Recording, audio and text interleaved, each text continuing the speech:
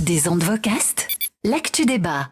Marc, pour toi, la radio est boudée par tous les médias, même par la radio. Je ne suis pas forcément d'accord, mais je te laisse t'exprimer. Bon, attends, elle serait quand même près de 900 en France, dont 7 publics et le reste dans le domaine privé, évidemment. Elles, ce sont les radios diffusées sur la FM en France. 900, c'est quand même énorme. Mais pourtant, elles ne font pas parler autant d'elles que les émissions médias à la télévision, par exemple. Et même à la radio, je trouve qu'on n'en parle pas autant de la radio, comme sur la presse papier. Alors pourquoi ? C'est la question que nous nous posons aujourd'hui. Alors justement, première interrogation ici. Prenez une feuille, un stylo. Ça y est, vous avez 1 heure, comme à l'école. Quand entendez-vous le plus parler de la radio en général ? Est-ce que vous avez une idée ? Enfin là, c'est trivial, lors de la publication des sondages. Voilà. La radio, en tout cas, est bien mise en avant à ce moment-là. Oui, voilà, c'est vrai. Alors, en plus, les patrons des radios, on les entend s'exprimer à ce moment-là. Oui, et aussi au moment du mercato qu'on parle de la radio. Oui, pas mal, hein, c'est vrai, du mercato, évidemment. Quoi, c'est mai-juin où on entend tout le monde, tous ceux qui vont changer de radio sur Europe 1, sur RTL ou peut-être Énergie, le matinalier qui passe d'une radio à une autre. Oui, c'est vrai. Et là, ça intéresse aussi à peu près tout le monde, quoi. Oui, il y a quand même pas mal de réactions à chaque fois, ces articles-là, dans WhatsApp ou quoi. Après, c'est vrai que dans le reste de l'année, la radio est quand même moins présente dans l'actu média. Je sais que toi, Marc, une émission télé sur la radio te manque presque. Ah ouais, elle me manque même tout court, hein, car elle a été proposée par un animateur radio qui faisait aussi de la télévision. C'est Laurent Petit-Guillaume. Il a fait une émission pendant 2 ans sur MCM. Alors une chaîne, il fallait payer pour recevoir par satellite ou le câble, hein, cette chaîne. Il n'y avait pas encore Internet, Anto, je te le rappelle. L'émission a duré donc 2 ans, je l'ai dit, à peu près. Alors lui, il recevait, en gros, les animateurs, on le retrouvait même dans les studios de radio. Il venait voir tous les animateurs.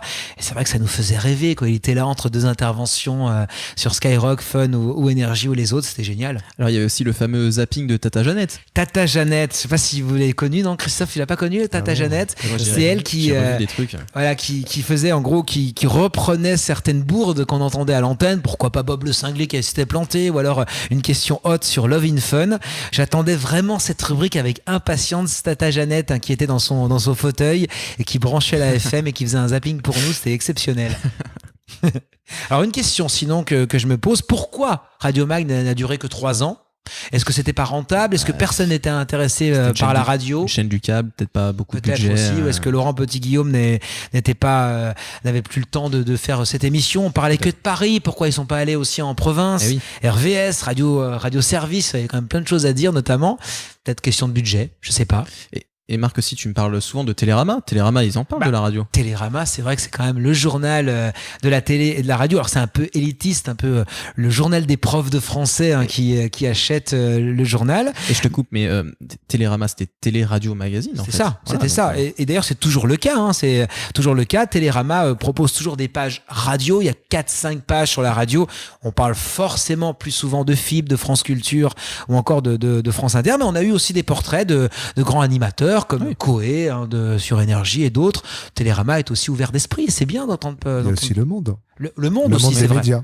Bon, c'est vrai. Et puis les pages saumon du Figaro qui parlent de temps en temps de la radio aussi, on peut le dire. Le Parisien aussi a souvent quelques exclus radio. C'est vrai. Alors, donc on en parle un petit peu de la radio, c'est vrai. Alors, mais pas assez peut-être. Il y a aussi la presse spécialisée sur Internet. Oui. Hein, spécialisée dans la radio. On a quand même, on l'a dit, au Zap, mais il y a Radio Actu, qui est un peu moins fourni. Il y a la Lettre Pro, bien entendu, la lettre de l'audiovisuel. Donc il y a beaucoup de sites aussi créés par des passionnés qui parlent de radio. On a Radioscope, on a Choup. Tout ça pour dire que la radio est quand même un média qui passionne et dont on parle un peu quand même. Oui, mais pas assez au Zap. Alors, il y a quelques articles lors du Mercato au lundi ou des audiences publiées par Médiamétrie. La Lettre Pro, c'est confidentiel, c'est payant.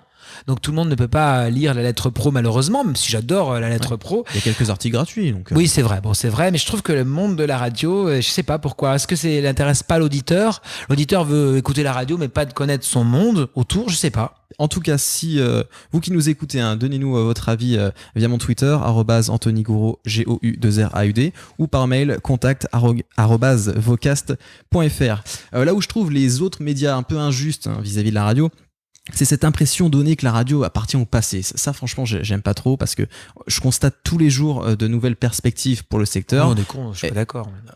Des ondes Vocast.